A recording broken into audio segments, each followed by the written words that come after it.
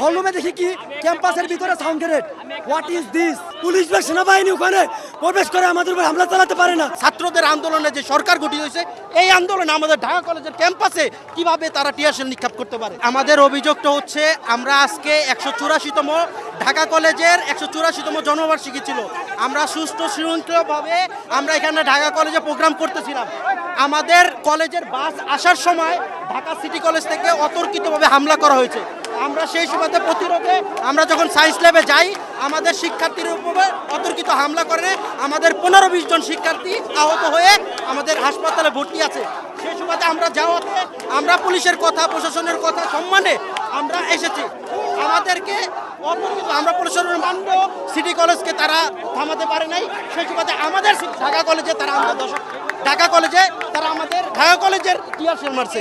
এটা ঢাকা কলেজের ইতিহাসে ফ্যাসিস্ট হাসিনা সরকারের আমলে যেটা হয়েছে, এখন এই ছাত্রদের আন্দোলনে যে সরকার গঠিত হয়েছে, এই আন্দোলনে আমাদের ঢাকা কলেজের ক্যাম্পাসে কিভাবে তারা টিয়ারশেল নিক্ষেপ করতে পারে। সকলে একত্রিত হয়ে আমাদের ক্যাম্পাসে ধাওয়া করছে। আর এইখানে পুলিশ প্রশাসন নীরব দর্শকের মতো ভূমিকা পালন করছে। পরবর্তীতে আমরা যখন ফিরে আসছি, তখন তারা আমাদের ক্যাম্পাসে টিয়ারশেল নিক্ষেপ করছে।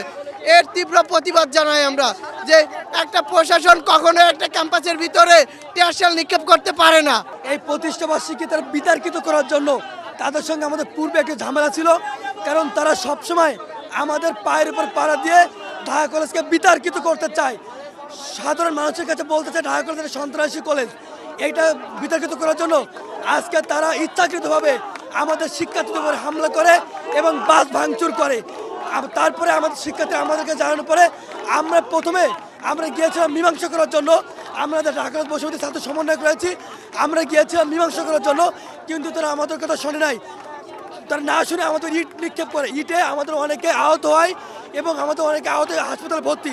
তাহলে কীভাবে ওই সিটি কলেজকে আমরাই করি এবং আমাদের প্রিন্সিপাল স্যার রুমে তারা সাউন্ড গেট মারছে?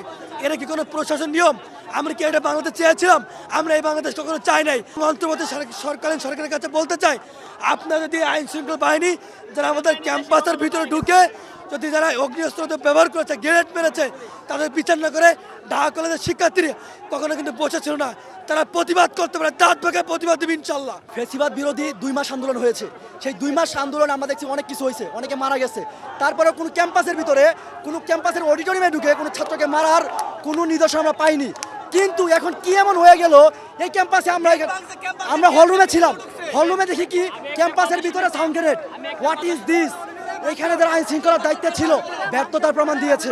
সাংবিধানিক নিয়ম অনুযায়ী আমাদের প্রিন্সিপাল হচ্ছে আমাদের ক্যাম্পাসের অভিভাবক। তার অনুমতি ব্যতীত পুলিশ বা সেনাবাহিনী ওখানে প্রবেশ করে আমাদের উপর হামলা চালাতে পারে না। স্বৈরাচার লীগ এবং তাদের প্রশাসন এখনো পদত্যাগ হয় নাই, তারা আছে এবং তারা নিরীহ ছাত্রদের উপর এখনো আক্রমণ চালাচ্ছে। এখনো স্বৈরাচারের এই লীগে অপসারণ হয় নাই, অনতিবিলম্বে এদের পদত্যাগ করতে হবে। আর সিটি কলেজ কোনো ফেস চলে ঢাকা কলেজের ওরা মারার জন্য উৎপাতে থাকে। আজকে ফার্স্ট টাইম আছে বাস ভাঙছে, কেন ভাঙলো সিটি কলেজ? মানে আমাদের ফেস চলে তো চলে কেন? তো আমাদের জন্মদিন আজকে, আমাদের জন্মদিন, আমাদের অনুষ্ঠান ছিল, অনুষ্ঠানটা বড় বাজার আজকে পরীক্ষা ছিল চতুর্থ বর্ষ, এদের পিছিয়ে নিয়ে কালকে দেওয়া হয়েছে।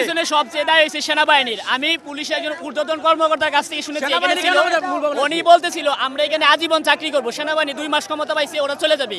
কিন্তু ওদের কথায় তো আমরা এতটুকু করতে পারি না। কিন্তু সেনাবাহিনী আমাদের ক্যাম্পাসের ভিতরে আইসা সাউন্ড গ্রেনেড, বুলেট এবং টিয়ার শেল নিক্ষেপ করছে এবং ক্যাম্পাসের ভিতর গিয়ে আমাদের গেট ভাঙছে, আমাদের ঢাকা কলেজের গেট ভাঙছে, গেট সেনাবাহিনী পুলিশ আমাদের গেট ভাঙছে। সামনে যান, দেখে আসেন। সেনাবাহিনী 144 জেলা ডাইরেক্ট মার্শাল দিয়েছে, মার্শাল।